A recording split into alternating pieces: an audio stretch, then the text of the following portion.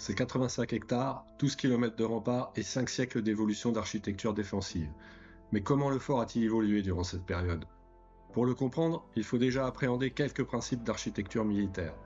La fortification du milieu du XVIe siècle est le fruit d'une évolution visant à augmenter la résistance des places face au progrès de l'artillerie.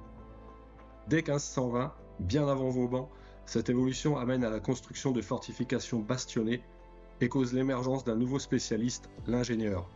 Un homme maîtrisant la géométrie, l'arithmétique, l'architecture, la stratégie, l'organisation et le suivi de chantier. Ces hommes sont des spécialistes, capables de suivre un projet de forteresse du plan à la construction, en s'adaptant au mieux au terrain. Une forteresse est conçue comme un tout. Chaque ouvrage s'explique et se justifie par sa relation aux autres. Les ingénieurs maîtrisent aussi la polyorcétique. Ils savent mener un siège ou organiser la défense d'une place forte. En 1748, une école des ingénieurs du roi voit le jour à Mézières. Côté fossé, le rempart est composé de pierres de taille. Dans les angles, on trouve de grosses pierres formant un chaînage. Derrière ces pierres, on trouve les pierres murables, des pierres non taillées maintenues par du mortier. Ce solide massif est renforcé par de gros contreforts bâtis de place en place sur toute la hauteur du rempart. Pour améliorer la cohésion entre le massif des pierres murables et des pierres de parement, on pose des boutisses à espaces réguliers. Ces pierres ont la forme de linteaux. Elles s'enfoncent profondément dans le massif de pierres murables. Sur le parement, on les reconnaît. Elles sont carrées et plus grosses que les autres pierres. Les boutisses facilitent aussi l'éventuelle reconstruction du rempart qui se dégrade avec le temps. Au revers du rempart, on place des couches de terre tassées, entrecoupées de couches de fascines, des fagots. Ainsi édifiés, les murs opposent une résistance supérieure à l'artillerie. Lors d'un siège, une pièce de 24 livres peut tirer à une cadence de 5 coups par heure. Après 10 à 12 coups, on doit rafraîchir la pièce au moyen d'un écouvillon trempé dans l'eau et introduit à plusieurs reprises dans l'âme. Le rafraîchissement périodique diminue aussi le risque d'inflammation spontanée de la poudre. Pour faire une brèche dans le rempart, il faut compter 1000 tirs, soit 12 tonnes de fonte et près de 4 tonnes de poudre. Mais cela est possible si les pièces de 24 sont placées au plus proche du rempart. Donc, le remparement est une première réponse face à l'artillerie. Mais comment faire pour stopper des fantassins qui tenteraient de traverser le fossé pour creuser des fourneaux de mines ou tout simplement monter à l'assaut d'une brèche? La défense de la base des murs n'est plus possible avec des machicoulis et encore moins avec des ours de bois comme au Moyen-Âge. Les parapets sont désormais bien trop épais. Le défenseur ne voit plus la base du rempart. C'est le flanquement par des ouvrages spécifiques qui va permettre d'assurer cette défense. L'aboutissement de cette évolution, qui s'accélère avec l'apparition du boulet métallique, c'est le bastion. Si la notion de flanquement est connue depuis longtemps, elle atteint un niveau d'efficacité inégalé au XVIe siècle avec le bastion. Depuis les flancs, les bastions se protègent mutuellement en croisant le feu de leurs artilleries. Désormais, il n'y a plus aucun angle mort. Un ennemi qui tenterait de traverser le fossé pourrait être touché à tout moment par un boulet. Il n'a aucun secteur où se réfugier.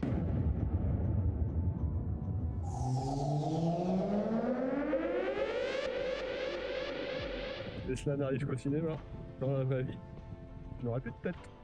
Qu'on se le dise. Comme le maréchal de Berwick, qui perdit la tête en 1734 lors du siège de Philippsbourg. À Charlemont, avant les années 1680, les canons sont installés dans les places basses. Ainsi positionnés à l'air libre, protégés à l'abri des oreillons, l'artillerie est bien abritée des tirs ennemis et les fumées se diffusent rapidement.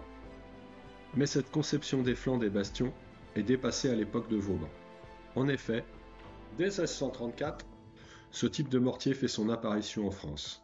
Portée maximale 1400 mètres. Mais ces armes permettent le tir de bombes explosives sur des objectifs masqués, par exemple sur une batterie protégée derrière l'oreillon. C'est pourquoi, sur les recommandations de Vauban, les places basses seront protégées par des voûtes. Les canons placés sur les terrasses des bastions restent exposés au tir des mortiers. Mais comment compliquer la vie des artilleurs qui attaquent une forteresse? Tout simplement en leur masquant la vue de l'objectif le plus longtemps possible. C'est le défilement. On enterre le rempart pour le soustraire au maximum à la vue.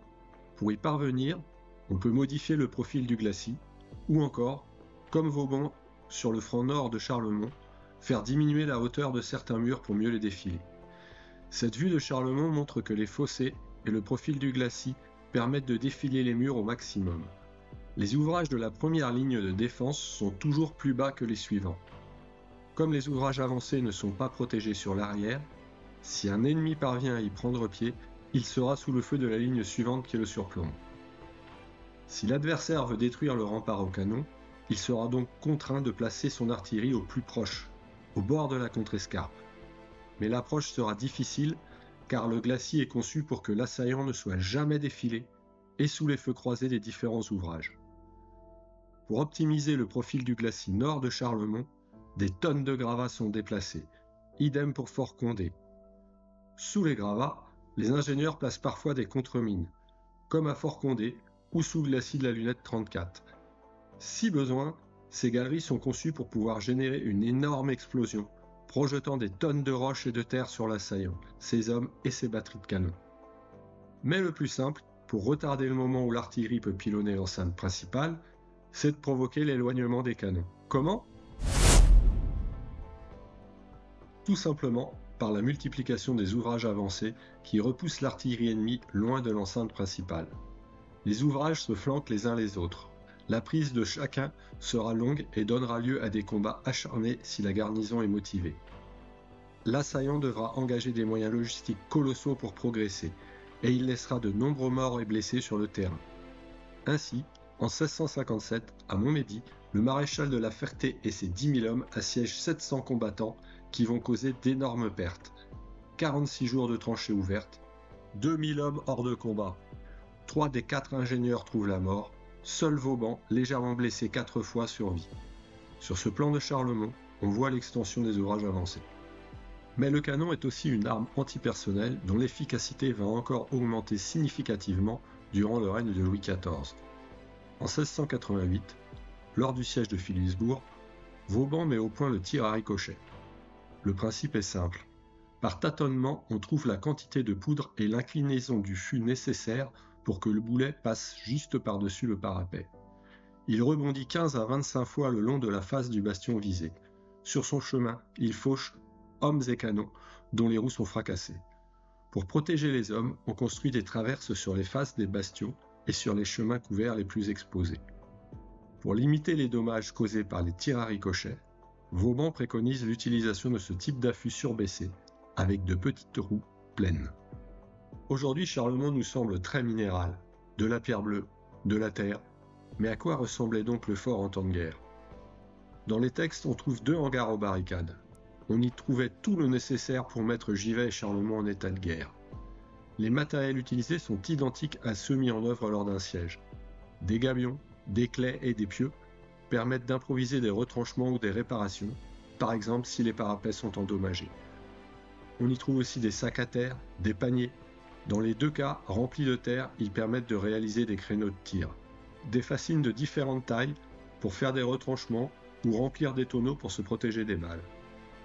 Sans oublier de quoi faire des barrières et des palissades, ainsi que les outils nécessaires à tous ces travaux.